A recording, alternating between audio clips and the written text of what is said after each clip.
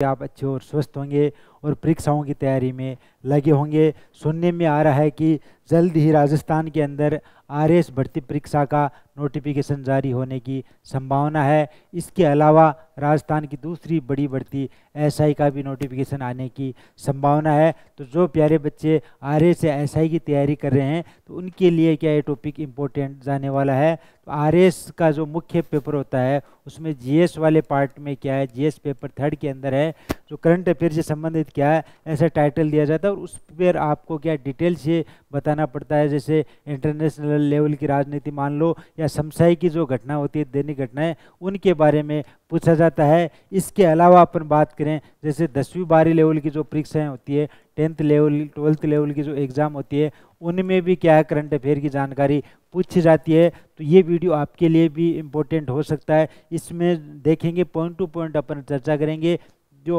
आप देखना है कि आपके लिए कौन कौन से पॉइंट एग्जाम की दृष्टि से इम्पोर्टेंट बन रहे हैं। तो डिटेल में अपन यहाँ पर चर्चा करने वाले हैं। अगर इन्फ्यूजन नोट्स के यूट्यूब चैनल को आपने सब्सक्राइब नहीं किया तो ज़रूर कीजिएगा, क्योंकि यहाँ पर आपको साप्ताहिक रोजगार समाचार की जानकारी मिलेगी। इसके अलावा करंट अफेयर से जुड़ी जानकारी और करंट अफेयर के जो शॉर्ट वीडियो हैं जो 5-7 पॉइंट मैं डेली आपके साथ शेयर करता हूं, तो उनकी जानकारी भी आपको मिलती रहेगी। चलिए आगे बढ़ते हैं, शुरू करते हैं। अपना जो टॉपिक है इसमें क्या कह रहा है देखिएगा।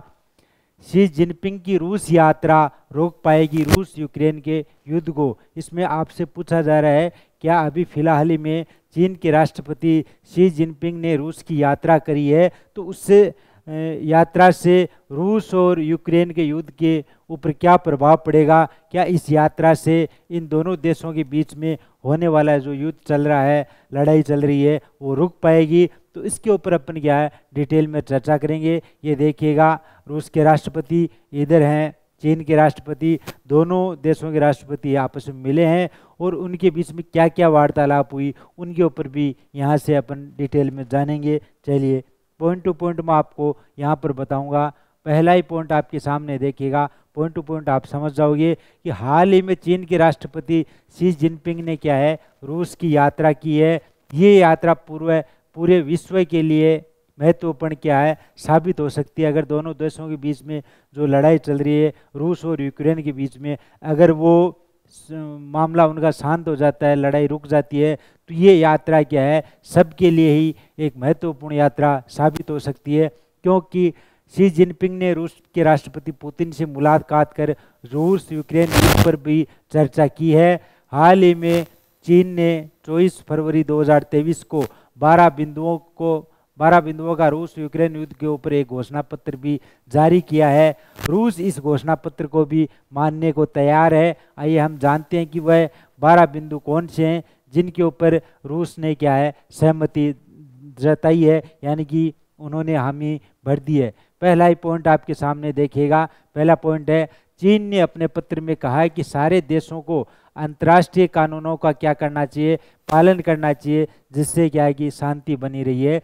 चीन ने जो घोषणा पत्र जारी किया 12 बिंदु बनाकर, तो उसमें सबसे पहले ही पॉइंट पर इसने ये कहा है कि सब देशों को क्या है अंतर्राष्ट्रीय कानून का क्या है पालना करनी चाहिए, जिससे पूरे विश्व के अंदर क्या है एक शांति का माहौल बना रहे। दूसरा क्या है शीत युद्ध की मानसिकता को यूरोप को क्या करना चाहिए समाप्त करना चाहिए। सभी को संयम दिखाना होगा जिससे युद्ध को क्या है रोका जा सकता है। अगर ये ऐसे ही युद्ध बढ़ता गया तो एक बड़ा भयानक रूप ले सकता है। तो इसलिए चीन ने क्या कहा है कि सबको क्या है संयम दिखाना चाहिए और अंतर्राष्ट्रीय जो नियम बनाए गए हैं, अंतर्राष्ट्रीय सबके लिए नियम बनाए गए हैं, उनकी क्या करनी चाहिए पालना भी करनी चाहिए। बात करते हैं बातचीत के माध्यम से शांति स्थापित की जा सकती है, इसके लिए सभी राष्ट्रों को आगे आना चाहिए। तो चीन की ओर से ये कहा जा रहा है कि हर चीज़ का क्या है हल बातचीत से निकल सकता है। लड़ाई करने के बाद में भी आपको बातचीत तो करनी पड़ेगी, शांति दिमाग से आपको सोचना पड़ेगा, उसके बाद में इसका हल निकल सकता है। फॉर एग्जांपल आप समझ सकते हो कि अगर यहाँ भी अपने दोनों पक्षों के बीच में आस पड़ोस में या कहीं दूसरों के बीच में लड़ाई हो जाती है, मामला अगर पुलिस थानों में चला जाता है, कोर्ट में चला जाता है, तो वहाँ पर भी क्या होता है राजीनामा ही होता है। आखिर में कहने का मतलब ये है कि हर लड़ाई का समाधान क्या होता है शांति प्रिय वार्तालाप करने से ही क्या होता है उसका समाधान निकलता है। तो चलिए आगे देखते हैं, पर बात करते हैं युद्ध के दौरान युद्ध बंदियों की रक्षा की जाए तथा नागरिक ठिकाने हैं वहाँ पर गोलाबारी ना की जाए। परमाणु हथियारों का उपयोग भी नहीं किया जाना चाहिए। परमाणु ठिकानों व परमाणु संयंत्र पर गोलीबारी नहीं करनी चाहिए। नेक्स्ट पॉइंट है, इससे युद्ध से उत्पन्न अनाज के संकट को दूर किया जा सकता है।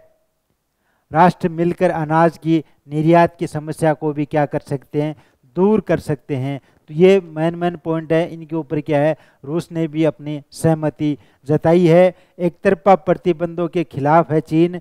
किसी भी राष्ट्र पर अगर एक तरफा प्रतिबंध लगता है तो उसके खिलाफ है, उससे पूरी अर्थव्यवस्था क्या हो जाती है, खराब हो जाती है। चीन का कहना है कि एक तरफा प्रतिबंध किसी भी देश के ऊपर नहीं लगना चाहिए। अगर एक तरफा प्रतिबंध लगता है तो हम क्या है, उसके खिलाफ हैं। ऐसे इस प्रकार के कोई कानून बनाता है, हम उसके क्या होते हैं, खिलाफ हैं। सभी पक्षों को सामने रखा है, इसका समाधान किया जाना चाहिए।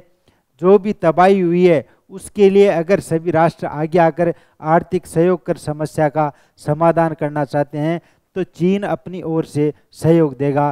चीन का कहना है कि अगर युद्ध के दौरान जो भी हानि हुई है, नुकसान हुआ है, उसकी भरपाई के लिए अगर कोई राष्ट्र सहयोग करना चाहता है तो चीन भी क्या है, सहयोग करने के लिए तैयार है। इसके अलावा देखिएगा जो 12वां पॉइंट है, इसमें क्या कहा है, युद्ध समाप्त करने के लिए सभी राष्ट्रों को एक संघ के रूप में आगे आकर इस युद्ध को रोकने का प्रयास करना चाहिए। तो इसके अंदर जो 12 पॉइंट आपके सामने मैंने बताए हैं, तो चीन की ओर से जो 12 पॉइंट का एक घोषणा पत्र जारी किया गया है उसमें यही कहा गया है मुख्य रूप से कि इस युद्ध को जैसे भी रोका जाए, रोकना ज़रूरी है, वरना अगर ये युद्ध समय पर नहीं रुकेगा तो बहुत सा नुकसान होगा। दोनों राष्ट्रों का ही नुकसान होने की संभावना है। तो विश्व के जितने भी राष्ट्र हैं उन सबको क्या है, आगे आना चाहिए और अगर इस युद्ध में नुकसान हुआ है वो भरपाई करना चाहते हैं, आर्थिक सहयोग करना चाहते हैं, तो चीन भी क्या है, सहयोग करने के लिए तैयार है। तो ये 12 पॉइंट बनाकर घोषणा पत्र चीन ने दिया है। तो ये घोषणा पत्र बना है, इसके ऊपर रूस ने भी अपनी सहमति जताई है। तो इससे संभावना है, लगता है कि चीन की यात्रा के बाद में, शी जिनपिंग की यात्रा के बाद में रूस और यूक्रेन का जो युद्ध है उसको कुछ विराम लगने की संभावना है। इससे आप समझ सकते हो। अब आगे ये देखने वाली बात रहेगी कि रूस की तरह क्या यूक्रेन भी इन बिंदुओं को मानकर विराम देता है या नहीं देता है। माना जा रहा है कि रूस ने तो सहमति जता दी है, अब देखना है कि यूक्रेन है जो इसको मानता है या नहीं मानता है। अगर यूक्रेन भी ये 12 बिंदुओं का घोषणा पत्र है इसको मान लेता है तो मुझे लगता है कि दोनों देशों के बीच का जो लड़ाई का झगड़ा का रास्ता अपना रखा है दोनों देशों ने, तो वहाँ पर क्या एक शांति का माहौल बनने की पूरी संभावना है। तो इस प्रकार के प्रश्न क्या है, आरएस मुख्य परीक्षा में जीएस वाले पेपर में पूछे जाते हैं। तो मेरे द्वारा दी गई जानकारी आपको कैसी लगी कमेंट बॉक्स में कमेंट करके ज़रूर बताइएगा और इन्फ्यूजन नोट्स के यूट्यूब चैनल को भी सब्सक्राइब कीजिएगा, जिससे आपको करंट अफेयर की जानकारी, रोजगार से जुड़ी जानकारी, रिजल्ट्स आंसर की जो भी जारी होती है उसके अलावा नोट्स वगैरह की जानकारी भी आपको एक ही प्लेटफॉर्म के ऊपर मिल सके। धन्यवाद। मिलते हैं अपन किसी नेक्स्ट वीडियो में। राम राम।